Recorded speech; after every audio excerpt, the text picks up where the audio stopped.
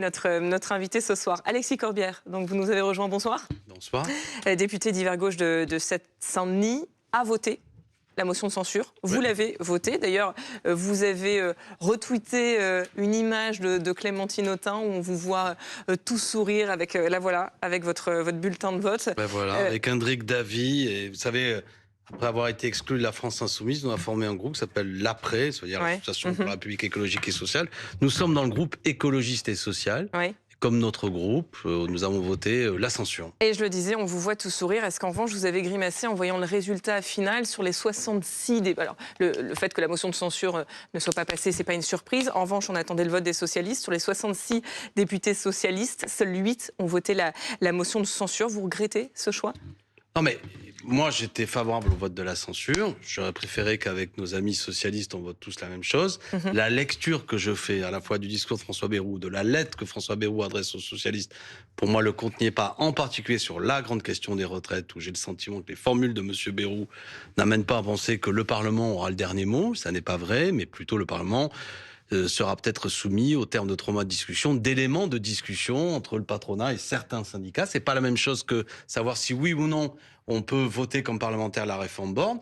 Donc j'ai un désaccord avec les socialistes, mais là on va en parler. Par contre, ce que je souhaite, c'est que ce ne soit pas le prétexte ou l'argument pour que le nouveau Front populaire explose. Et là, je vois, il y a parfois un vocabulaire qui peut être inutilisé, parce que ça fait le jeu de nos adversaires, ça fait le jeu de Bayrou, de Macron. Il voulait nous diviser, il ne faut pas lui donner le point. Vous faites allusion à Jean-Luc Mélenchon et on va en parler dans un instant. On évoquera effectivement la concession qui a été faite sur la réforme des retraites aux socialistes. On verra votre avis précisément là-dessus. Mais les socialistes, ce qu'ils disent, c'est qu'ils ont arraché des petites victoires. Donc effectivement, la réforme des retraites, on en parlera tout à l'heure. Le renoncement à la suppression des 4000 postes au sein de l'éducation nationale, renoncement aux 3 jours de carence dans la fonction publique en cas d'arrêt maladie, maintien de taxes sur les hauts patrimoines, dispositif anti-optimisation pour les revenus. Je ne vais pas faire toute la liste, parce qu'effectivement, ils ont obtenu quand même un certain nombre d'avancées. Qu'est-ce que vous dites? Vous dites, ils ont bien fait de négocier, parce que c'est quand même des petites victoires, on les prend, ou tout ça, vous dites, c'est des miettes et ils se sont fait avoir? Non, c'est arrogant de dire que c'est des miettes. Parce que moi, je suis enseignant, vous savez, avant d'être député, 20 ans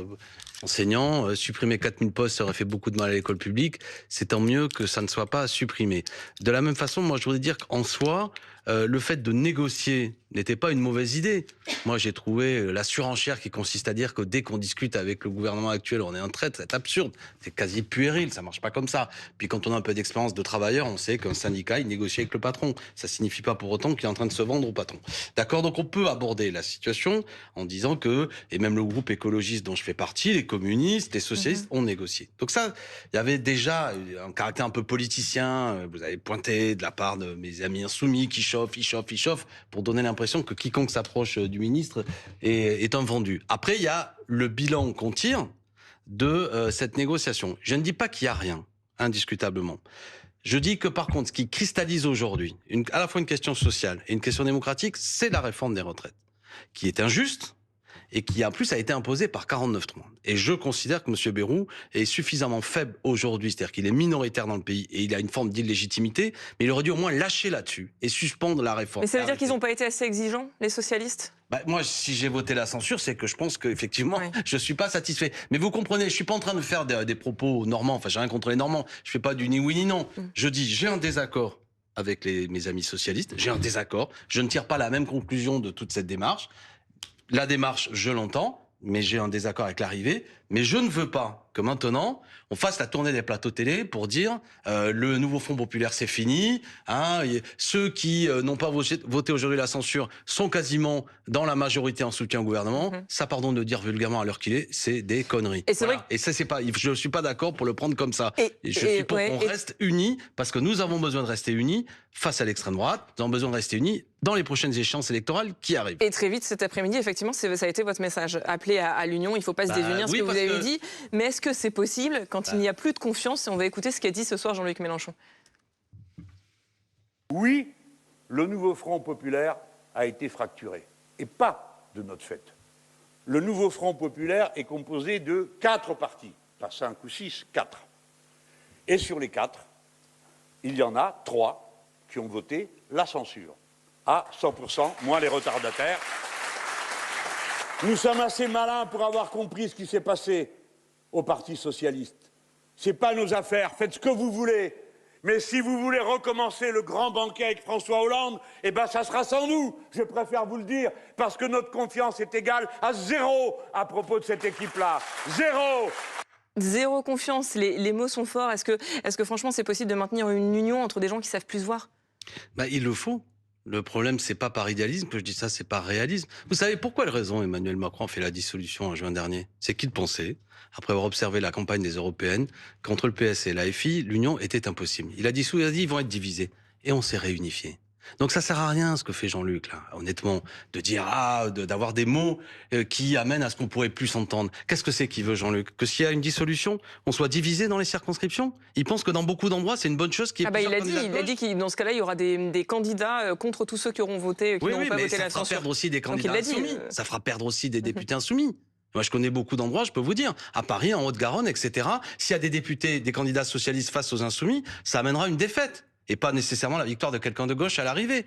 Donc il faut qu'on se parle un peu plus doucement parce que l'extrême droite, elle est à 30%. Pourquoi on s'est unis? Pas par amour, hein, par réalisme. Parce que nous pensons que... ça, on a vu que c'était pas par amour. Quand on a entendu les mots de ces derniers jours, forfaiture, irrespect total, négociateur, ridicule de servilité. Jean-Luc Mélenchon annonce au mois de décembre sa candidature France Insoumise, quoi qu'il arrive. Là, les socialistes n'ont pas dit c'est la fin du nouveau Front populaire. Pourtant, il a annoncé sa candidature. Il a dit il y aura un candidat insoumis, quoi qu'il arrive. Mais comme il est généreux, Jean-Luc, il a dit vous avez le droit de me soutenir. Enfin, ça, c'est pas une démarche pour se rassembler. Mais il y a une chose que je comprends pas dans votre démarche, parce que vous avez rompu avec Jean-Luc Mélenchon, rompu au sens où vous êtes sorti de son... J'en ai été exclu. Voilà, vous avez exclu. Sans explication. Vous condamnez son discours qui ne vous plaît pas, qui est un discours d'exclusion d'ailleurs, d'une certaine façon, et vous dites tout à fait justement que quand il y a une négociation, il y a un début, il y a une fin, et c'est pas pour ça qu'on collabore, pour reprendre un terme affreux, avec celui qui vous fait la proposition de négocier. Est-ce que là, vous n'auriez pas pu faire comme les socialistes? Eh bien, essayer de faire progresser le dossier que vous estimez absolument injuste, une réforme qui vous plaît absolument pas, justement pour la faire changer. Est-ce que vous n'auriez pas pu faire comme le Parti socialiste, eh bien, accepter qu'il y ait une négociation et donc éviter la censure? Cher frère, je n'ai pas empêché qu'il y ait une négociation. Il y a même eu le groupe dans lequel je participe. Éviter de voter la censure à ce moment-là. Non, mais attendez. Il y a deux démarches. Le fait de participer à une négociation, de mettre la pression sur le gouvernement pour voir si on peut pas arracher des victoires. Ça, vous êtes pour? Bah, je suis pas contre. Oui, je suis pour. C'est ce qu'ont fait les socialistes. Mais c'est ce qu'ont fait les socialistes. Mais ce qu'ont fait les Pourquoi vous socialistes. l'avez pas fait vous? En présent, mais on y était. Enfin, il y a le groupe dans lequel je siège. Non, parce que eux, ils ont dit si vous ne faites pas de concessions, nous voterons la censure. Ouais. Si vous annoncez je voterai la censure, il n'y a pas besoin de vous faire des concessions. Non, mais on est là dans le fait qu'il y ait une négociation. Je comprends pas à quoi vous voulez m'amener. Le fait qu'il y ait. Non, mais vous auriez pu dire bon, remarque. Mais on aurait pu imaginer que le bilan soit bon. Je finis. On s'abstient. Comme ça, on approuve le fait qu'il ouvre la négociation. Non, mais si cette négociation ne nous plaît pas, après on vote la censure. Non, mais attendez. Non, mais là, il y a une démarche. Pendant le ministre écrit aujourd'hui. Il dit. Je parle retraite, là. J'espère que ceux qui sont devant le poste comprennent. Il dit, si les partenaires sociaux ne parviennent pas à un accord, nous présenterons les avancées issues des travaux des partenaires sociaux, sous réserve d'un accord politique et financier, et nous présenterons sur cette base un nouveau projet de loi. Sur la base, donc, de ce qui aura été discuté dans la conférence sociale, je le répète, et de ce qui sera dans le cadre d'un équilibre financier. Pour moi, ça... Peut-être que les gens n'ont pas suivi. Ça n'est pas le fait que le Parlement puisse se prononcer pour ou contre la réforme Borne. Et mes amis socialistes, c'est ce qu'ils souhaitaient. Je pense qu'ils ne l'ont pas obtenu. C'est une appréciation que je fais en conscience. Moi aussi, j'ai des comptes à rendre aux gens qui me font confiance. Je leur dis, ça n'est pas l'abrogation de la réforme des retraites. Et même, j'ai peur que ce soit à l'arrivée quelque chose qui est soumis au Parlement ne soit même pas donc quelque chose qui est relatif à ce que ne veulent pas les Français. Donc j'ai voté contre parce que je suis honnête. Mais une fois qu'on a dit ça, on peut avoir un désaccord stratégique profond. Et j'ai une inquiétude malgré tout dans le débat et cette différence d'appréciation avec le PS. Pour autant, je dis l'essentiel parce que la période elle est surplombée par le fait que l'extrême droite est puissante, que le macronisme est en train de se désagréger. Si nous ne sommes pas unis, et je vais être franc, Si nous n'allons pas à la prochaine élection présidentielle en travaillant à avoir un candidat, une candidate commune, alors le chemin de la défaite est devant nous. Et voilà ce que je suis en train de dire. Et pour autant, ce qui a eu lieu aujourd'hui... parti, hein. Alors attendez, oui. j'ouvre quand même une parenthèse sur la réforme des retraites parce que c'est important de s'y attarder, qu'on essaie de comprendre et qu'on essaie de comprendre précisément ce qui peut être obtenu par ce conclave et ce qui a été obtenu aussi par les socialistes. Parce que effectivement, François Bayrou a dit s'il y a des progrès autour d'un accord, même s'il n'y a pas de signature d'accord au terme de ce conclave, mais qu'il y a des progrès, dans ce cas-là, ce sera soumis au vote du Parlement. Mais enfin, derrière le mot progrès, qu'est-ce qu'on met derrière le mot progrès? Parce que ça peut être tout et n'importe quoi. Il y a des mots qui peuvent être importants, c'est sur la pénibilité, les carrières longues. Oui, mais on sait que c'est pas sur la pénibilité que ça se joue sur l'âge de départ à 62 ans. C'est ça que réclame la société. Il a dit qu'il pouvait le modifier. Oui. Mais est-ce que là-dessus, est-ce que quand il parle de progrès, il inclut un retour à l'âge, un âge de départ à 62 ans? Pour l'instant, enfin, il a dit sans tabou, sans totem. Enfin, en tous les cas, c'est ce que j'ai retenu là. C'est ce qu'il a dit. Après, on va voir ce qu'il dit dessus. Ça peut être compliqué. Il ne le souhaite pas, certainement, mais c'est ce qu'il a dit. Oui.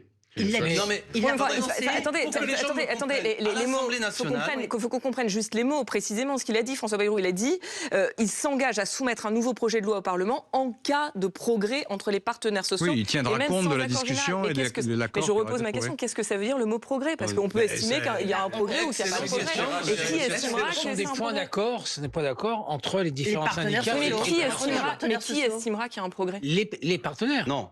Non, c'est pas clair. C'est pas clair. Et après, il y a un autre sujet que j'aimerais que vous compreniez, c'est que l'Assemblée nationale, actuellement, le peuple français s'est exprimé, 70% des députés sont défavorables à la réforme des retraites. La conférence sociale, c'est paritaire. Et ça veut dire que vous avez une situation... patron, syndicat, à 50-50. Les organisations patronales, on se doute l'opinion que j'en ai, mais elles sont très cohérentes. Elles ne sont pas favorables à ce qu'on aille vers une augmentation des cotisations. Elles ne sont pas favorables à ce qu'on aille au retour à 62 ans. Donc de toute manière, elles vont bloquer. Elles ne vont pas accepter de cotiser davantage. Ils l'ont déjà dit. Donc on se retrouve dans une situation où là où le peuple français s'est exprimé, il y a une opposition, une volonté de rejet démocratique de la réforme des retraites, François Bayrou déplace la discussion dans une autre instance. Où cette et après, il y a un autre problème, je termine, c'est que aujourd'hui, il y a une unité syndicale pour le retrait de la réforme Borne. Maintenant, je vais être honnête, avec respect des uns et des autres, la position de la CGT ou celle de la CFDT n'est pas exactement la même sur le type de proposition. Et donc, François Bayrou veut aussi diviser le front syndical des travailleurs pour éventuellement créer un chemin de passage. Je ne suis pas pour l'aider à ça. C'est pour ça que d'ailleurs, la CFDT dit ce serait trahir les millions de travailleurs dans la rue que de ne pas saisir l'opportunité de négocier. Oui, parce qu'en même temps, pourquoi pas? Mais en même temps, parce que vous pouvez aussi inverser votre propos, Alexis Corbière, ça peut être aussi une manière de favoriser le paritarisme qui était quasiment mort, qui a été un peu ressuscité avec l'accord sur l'assurance chômage, avec les accords sur les assurances complémentaires, la Agirc-Arrco.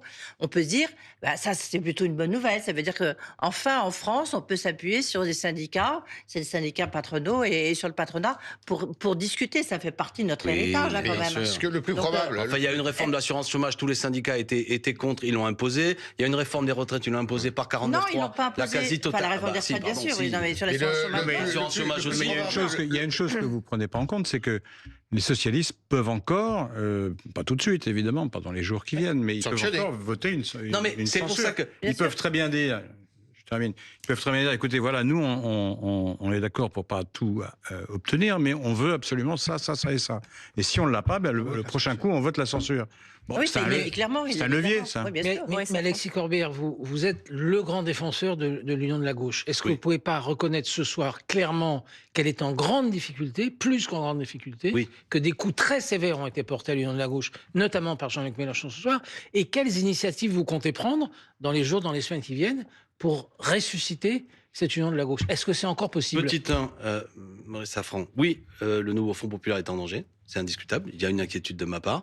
Petit 2, je suis malgré tout ce soir, je cultive l'optimisme pour dire que c'est pas parce qu'il y a un désaccord stratégique sur un vote par ailleurs que les Français comprennent, ou le RN ne sanctionnant pas le gouvernement, c'était un tir à blanc ce soir, c'est-à-dire que quel que soit ce que faisait le Parti socialiste, de toute manière, Bayrou ne chutait pas. Enfin, le vote en l'occurrence de la censure, les Français ne comprennent pas. Il y a plus de 6 Français sur 10 qui ne souhaitent pas la censure du gouvernement Bayrou, selon un sondage ELAB qui est paru hier. Et les mêmes Français, le gouvernement Bayrou a un des plus faibles taux de soutien qu'on a jamais vu, et le président de la République... Non, mais il y a certainement un élément d'explication. Il y a certainement un élément d'explication, c'est quand on regarde chez les électeurs du NFP, ils sont très divisés sur le sujet. Il y en a 48% qui sont favorables, 52 opposés, et chez les Insoumis, 78% favorables, là où chez les socialistes, ils sont majoritairement opposés. La question du sondage, c'est que je vais vous dire une chose. Quand vous spontanément vous dites aux gens, les gens, ils veulent que ça avance, ils veulent pas ils veulent le de la désordre. stabilité, qu'on résolve leurs problèmes. Parce qu'ils ont peur, ils entendent à la télé, même une ancienne première ministre venir dire que si dernièrement il y avait la censure, on peut la. Non, mais c'est aussi qu'il y a une urgence. On en parlait avec Michel Guéraud tout à l'heure sur le pouvoir d'achat. Il y a une urgence, il y a besoin de mesures d'urgence. Il va y avoir des plans de licenciement, là, plein de choses qui font peur, et je comprends. Une fois qu'on a dit ça, parce que moi aussi, je suis en contact direct avec les gens. Quand on leur dit, mais dans le budget précédent que j'ai censuré, il y avait notamment, je suis élu de la ville de Montreuil, pour ceux qui connaissent à côté de Paris, c'était moins 6,2 millions dans les finances de la ville. C'est-à-dire toute une série de projets de construction d'écoles dans un quartier qui ne pouvaient plus avoir lieu. Et les gens me disent, oh, il faut pas de ce budget. Quand je leur dis, mais c'est 4000 suppressions de postes d'enseignants, alors que précisément, en Seine-Saint-Denis, on a besoin de création de postes. Les gens me disent, surtout pas ce budget. Vous voyez, dès qu'on rentre dans le détail, les gens trouvent plutôt normal qu'on ait censuré Michel Barnier. C'est là où il y a quand même une question. Vous regardiez tout à l'heure, et je vous regardais en train d'observer Jean-Luc Mélenchon, vous êtes en rupture totale. Cet homme, vous considérez qu'il vous a, il vous a expulsé, il vous a jeté, il tient des propos que vous désapprouvez, et je ne comprends pas pourquoi, alors que justement il y a une ouverture aujourd'hui, peut-être pour vous faire entendre et pour faire en sorte que reconstruire effectivement, pourquoi vous actez pas le divorce à la faveur de ce qui se passe aujourd'hui avec Jean-Luc Mélenchon? Parce que l'unité est un combat. Et vous connaissez cette phrase. L'unité, c'est un slogan. Et ça a été un slogan, le titre d'un ouvrage dans les années 70. Et même tout à l'heure, on devisait dans les couloirs avec Geoffroy Maurice Safon. Vous savez, l'histoire des années 70, le Parti communiste français, il était dur, il était très puissant. Et puis, vous avez un homme, François Mitterrand, qui va réussir... Pardon ? Il était plus fiable que Mélenchon. Non, c'était très dur, les relations encore plus dures qu'aujourd'hui, les gens s'insultaient, où on s'appelle Nouveau Front Populaire. Je vais prendre un autre exemple, en 36, le Nouveau Front Populaire, la SFIO et le Parti communiste se tapaient dessus à coups de barre de fer et ne se parlaient même pas. Mais il y a des moments de l'histoire où où le mouvement ouvrier, la gauche, on l'appelle comme on veut, se réunit parce que ses intérêts fondamentaux peuvent être sous la menace de quoi ? Notamment de la victoire de l'extrême droite. Ce que je suis en train de vous dire, moi, mon affaire avec Jean-Luc Mélenchon, affaire personnelle, c'est pas sur un plateau télé que je... Vous dites on est obligé de composer avec Jean-Luc Mélenchon. L'idéal, ce serait qu'il ne soit plus là, mais il faut faire avec. C'est ça que je dis que stratégiquement, la ligne du Nouveau Front Populaire, la stratégie d'unité reste la bonne dans la période. Nous sommes en train de traverser un moment difficile, entièrement d'accord. Pour autant, à l'heure actuelle, je ne suis pas pour en tirer la conclusion que c'est la division. Ce week-end, il y a une élection partielle à Grenoble, il y a Lies Loufoque, candidat du NFP, il faut l'aider et pas... il a perdu 18 points. Oui, mais il faut aller l'aider. Et Jean-Luc Mélenchon, pourrait aller l'aider à Grenoble, par exemple, ça pourrait être utile plutôt que d'envoyer des messages d'insultes au Parti Socialiste. Eh bien, chacun observera. Enfin, pour terminer, qu'est-ce que je vais faire dans la période qui vient ? Je vais essayer avec toute une série de gens. Et je pense le nom, Madame Lucie Cassé, dont vous avez entendu parler. Je vois que Marine Tondelier a des propos unitaires comme moi. Mais alors justement, Marine Tondelier... Et qu'on donne à voir les unitaires dans la période pour dire... Mais vous avez entendu... Toutes les difficultés, restons unis et préparons les projets. Mais vous avez entendu ce qu'elle a dit aujourd'hui, Marine Tondelier ? Elle a dit qu'il y avait des députés qui étaient tellement exaspérés que Jean-Luc Mélenchon se comporte comme s'il les tenait en laisse, que c'est pour ça, aujourd'hui, qu'ils ont voté contre la censure. Bah écoutez, je sais ses propos et je suis pas loin de penser comme elle. Vous pensez comme elle ? Non mais attendez, vous pensez comme elle ? Que les choses soient claires, ça fait 3 fois, mais les Français l'ont compris. J'ai pas un désaccord programmatique parce que moi, c'est moi avec d'autres, pas seulement. J'ai participé à la naissance de la France Insoumise et je pense qu'il faut un programme de juste répartition des richesses, d'augmentation des salaires, de défense des services publics, de passage à la 6e République, etc.